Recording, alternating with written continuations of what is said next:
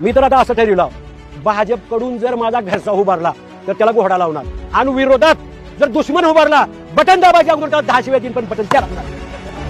आणि त्याच्यात बी शेतकरी मेला तर जीसीपीनं उकरायचं आणि रोलरनं वरी दाबायची, वरी निघून येऊन. सोयाबीनचा भाव होता 5,000 ते 5,500. तेव्हा ह्या पाशा तोंडवाशानं आणि ह्या देवेंद्र्यानं चलो नागपूर पायी दिंडी, सोयाबीनला 7,000 भाव द्या, शेतकऱ्याचं कर्ज माफ करा.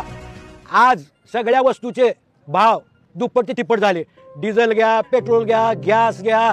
खताचा भाव काय होता 400, पुन्हा त्याच्यात जीएसटी. 400चा भाव आज 1450. किती वाढले? तिप्पट. आणि मालाचा भाव 800 कमी, 42 विकतोय, 43 सोयाबीन. अरे ह्याच्यात माणसं काय, तुम्ही देव ज्याला म्हणता त्याला आणून उतरावा आणि जग म्हणावं, त्याला बी आत्महत्याच करावं लागते. तसं शेतकऱ्याचा का 10 वर्षाचा भाव असतो का? आज ते बी तेवढी सुद्धा भाव नाही. आता त्या पंजाबहून 10 गायी आणल्या मी, जरशे तुम्हाला माहित आहे, त्याच्यात गेले 11 लाख रुपये. तेव्हा होता 36 ते 38 भाव, आज इकते 24 रुपये दूध.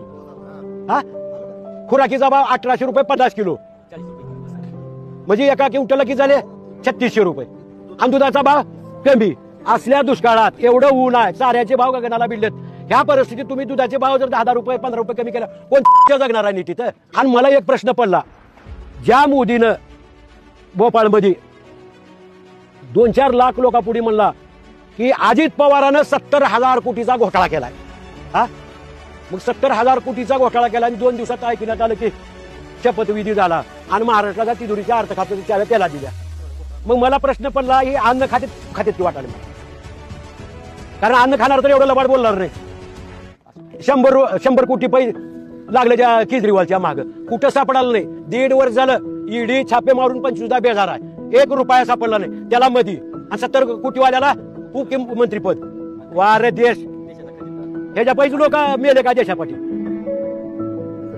हा, आणि ती देव देव म्हणून. अरे कुठं आहे स्वतःची माई बाप सांभाळणार, कुठे आणून देव दगड, आणि ज्याला करायचं ती करल ना तिथं जाऊन देव देव.